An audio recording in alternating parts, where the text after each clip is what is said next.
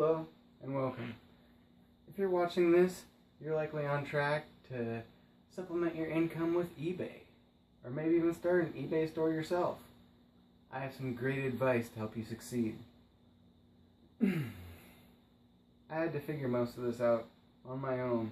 Even though I did reference a couple YouTube videos, I found them to be lacking, and I thought I'd offer you a couple tips and tricks. First off, you should start a PayPal. I don't know if you can use a credit and debit card to receive payment. I don't think you can. I know you can buy stuff with a credit card on eBay, but you're really going to want a PayPal. And once you have a PayPal account, you can link it to eBay and start your eBay account really easy, just like that. This advice is pretty crucial and it's priceless. For starters, a hot thing on eBay, hot items are vintage items. Antiques, yeah, it's kind of the same thing, but I'm not sure what really qualifies something as an antique versus vintage. Vintage is kind of an all-around term. You could even have something from the 80s that's early 80s might be vintage. I'll show you an example. This is a 1946 Coleman lantern. It's a dual mantle lantern. This is also a lantern from Coleman. You see Coleman lanterns? They're old. You probably want to hop on it. Good place to find stuff is if you know a good thrift shop, but usually garage sales are a little bit more hospitable for prices. Thrift shops kind of go up now that eBay is more popular. It's not like it used to be. These both were around $4. This one was $4.99. This one was $3.99. This one, which belongs to this box, this box is a little bit tattered, but it's kind of a cool informational box. And right here it says, cut on the dotted line and press in for carrying handle. Elsewhere on the box it says, you may lacquer this box to have a waterproof carrying case. Pretty inventive back then. This has a $100 bill written all over it. It's in great condition. You want to check the condition of things. You also want to get very good detailed information on them. This is a 200A lantern. It's highly collectible, and having something that's vintage and collectible, it's kind of goes in what I'm going to talk about as functional later on here in this video. It makes it, each little thing makes it a little bit hotter, you know, with what you're getting. If something's more than just collectible, if it has some sort of functional use, like this is a amber glass lamp. I don't remember the name of the printed pattern on here. I do know it, but I don't know it off the top of my head. But with lamps are very hot. I don't know if you'd call it collectible, but it's a hot item. They light up a room. They have a purpose. They decorate a room. They class it up. And I found this looking pretty grungy and grimy. Put some elbow grease into it, and it, as you can see, I mean, if you know what you're looking for, it's pretty nice. It's a marble bottom. That is not a plastic sound. And with lamps, you're going to want to have a light bulb in there and test it out yourself. Make sure it doesn't flicker a little bit. If it does flicker a little bit, it may be more for display purposes than actual use, and you might want to write that down.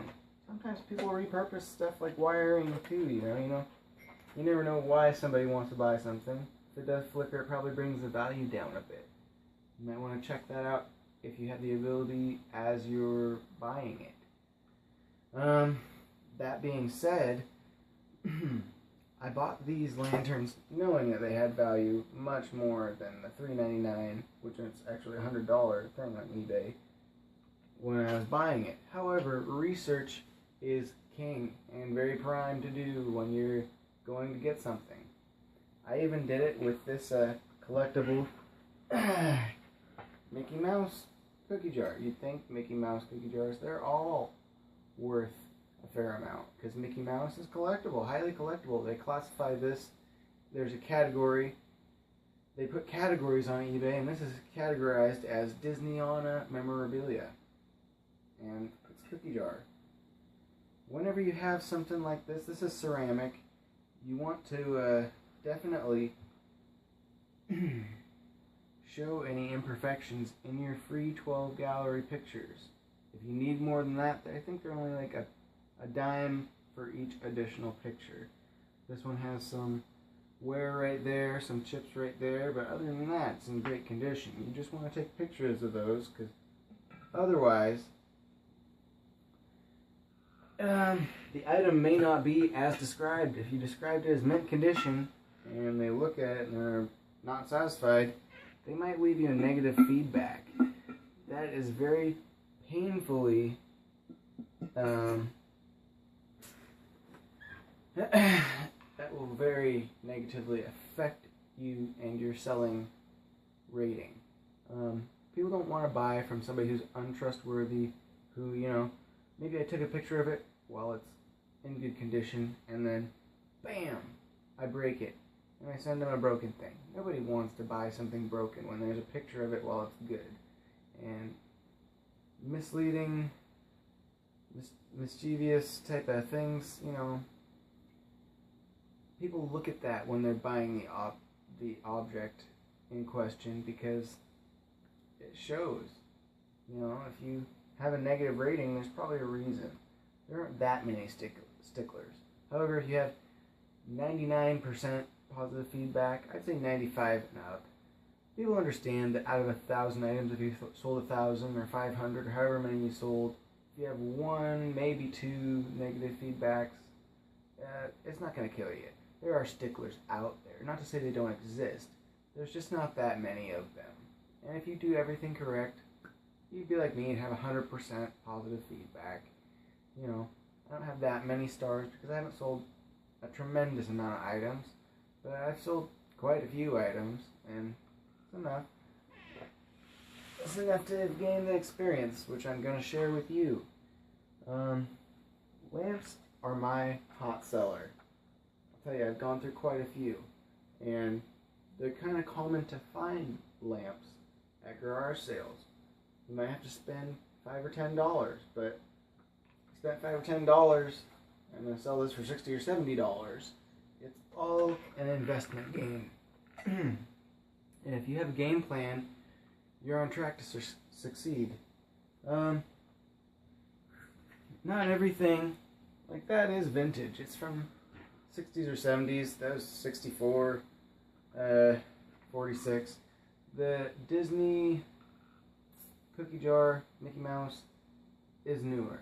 It's from the 80s or 90s. I believe it's like 94 or 5 even. But it's collectible. And it has function. You can put cookie jars in it, or cookies in the cookie jar. You can keep money in it. It contains things. This can contain things as well as this is a gourd, which is artistically designed, hand carved from somebody. They have gourd shows. I had no idea. That's kind of the fun thing of this hobby, is you learn things about things. I would have never known anything about anything for this, but it came with a piece of paper. And other than that, research helps so much. So much. Got a little stand even. Put it on display. Maybe you want to put some fake flowers in it, or maybe you don't. Maybe you just want to leave it like this. It's gorgeous. This is probably about $45. And if I were to sell this for $45, I'd love to sell it buy it now. Here's why. When you list something as buy it now, the buyer has to pay right then, because you never ship anything until the item has been paid. If it's been paid for, it's ready to ship. eBay will tell you all this on the eBay app. It'll say, item has been paid for, time to ship. It will come up as a notification.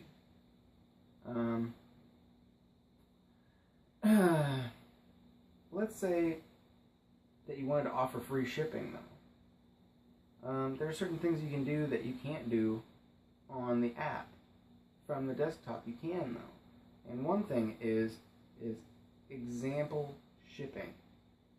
I live in Washington, and if I went on the desktop version of eBay, it would give me samples for, I could say, I want to ship this to Miami, Florida.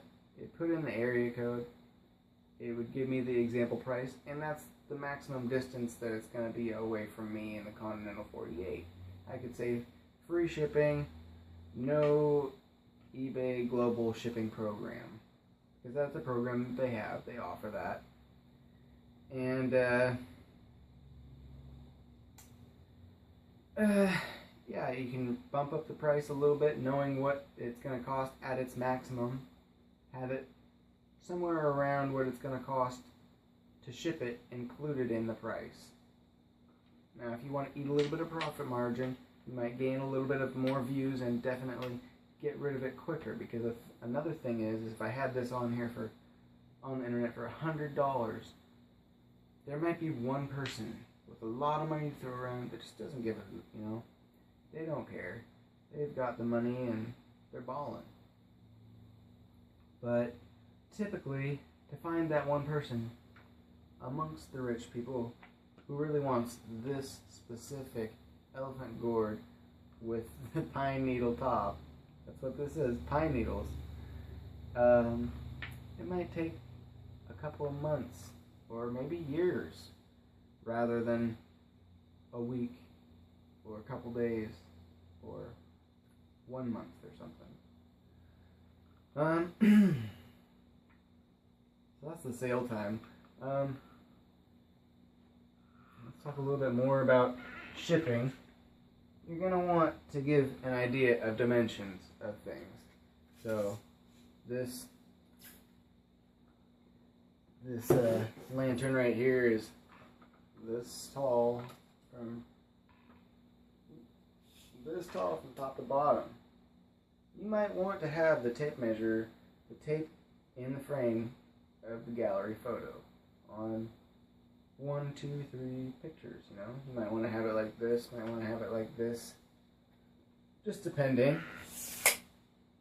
You're also going to want to have an idea of the weight. You're going to need to know the weight. You can't just guesstimate.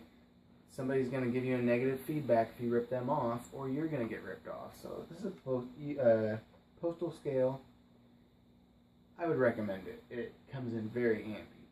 But you don't have to have one as long as you can find out the weight of it. And you're going to want to find out the weight of the package, because if you just find out the weight of the item, you're probably going to be a pound or two under, and you're going to cost yourself some money. It's going to eat up your profit margins. Because, believe it or not, a cardboard box and packing peanuts or newspaper and stuff can add up to a pound or two, especially on an item that has a larger surface area. You have to have a bigger box. Sometimes the boxes are thicker, and they can weigh a pound or two. Well, speaking of keeping the tape in frame, you probably want to display your gallery elegantly. Attract more buyers to your item. If there are multiple items and you have to compete amongst other sellers, you want to make your item presentable and look very nice. I would recommend some sort of sheet or cloth. And you can put, you know, say I'm selling this cup. Take a picture. It looks a lot better with the background. You don't want it just with some crazy ugly background. This cup I brought for the video to show you that impulsive buying is okay at times on smaller items that don't cost a lot but may sell for a lot. I got this for 50 cents. I figured, well, if it doesn't sell on eBay, I can use it for a drinking cup. It's kind of, when I was younger, this movie came out. It's Batman Forever. This is the Riddler cup. It's a McDonald's collectible cup. I got it for 50 cents. It'd sell for $3. I'm not really interested in the profit margin of making $2.50 for the time it takes to wrap it up, ship it, write a description, write the title out. It ends up being, you know, it takes time is money. It takes several minutes to do that. And for some reason with my phone, putting on all 12 pictures takes about 5 or 10 minutes just to do the pictures. Then you have to write a description, make sure all the title words will link in as keywords so that when somebody searches for the Riddler cup, McDonald's, whatever, you want to get as many views out of the title and description that you can. The title is more important, but sometimes the description can help. It links keywords from the title directly, but if there's really nothing else on there, you might get a link from, you might be able to be linked from the description. I'm not certain on that. And with shipping, it's preferable to have items like this that can fit in a box like this. This box is actually going to go into a different box to preserve this box, because this box is from 1964. By all means, it should be a flat piece of cardboard by now, but somebody's just let it sit on a shelf, and it's, you know, it's been cared for a little bit. Not the most, because you can see, obviously, there's a little bit of tatter, a little bit of wear, but in all the pictures and stuff, you can show them everything. And like I said, extra gallery photos cost an extra dime per photo. It's not a whole lot. It can come in handy, but you want to avoid as many fees as you can. Make each photo as crucial as you can. Make it presentable. I'm going to show you this though. This is a 36-inch Super Swamper mud terrain tire from Interco. It's extra wide, 36 1450 R15. It weighs, I'll show you, it ain't light. It ain't light at all. It's 88 pounds. I weighed it. I got to, because it's listed. Yeah, it weighs 88 pounds. So that, if you were to try to ship, would be a whole heck of a lot. You have to do some tricky things when it comes to oversized packages, which is over 108 inches is oversized. And over a certain amount of weight, I'm not sure, 88 pounds is definitely more than overweight, you know, for shipping.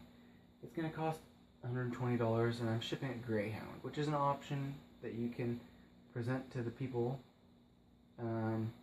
In the description, we'll only ship Greyhound, and it's kind of going to require a little bit of communication between the buying party and the selling party. But it's communicable and workable. So there are things you can do if you find a good deal on bigger items, but most of the time I would recommend, highly recommend, you avoid them. Items that can fit in a box and ship easily are the easiest to work with. It's going to save you a lot of time and trouble. Avoid getting things that you don't know what they are. I already had these, but just for example, if I were to go into a card shop, buy this holographic Charizard, thinking that it's worth a whole lot without doing proper research, I'd probably be very disappointed that I paid top dollar, and I can't sell it for as much as I paid for it. This card is not first edition, so it's $10.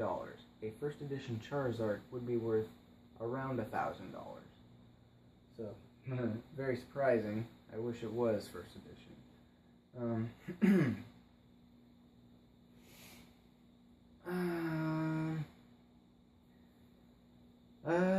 Well, I think that brings me to lastly,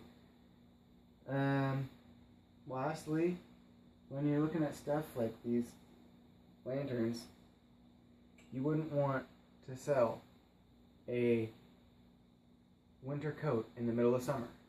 But being in the middle of summer right now, there's a lot of people camping, so you're going to get a lot more interest with this as a camping good and as selling it seasonally.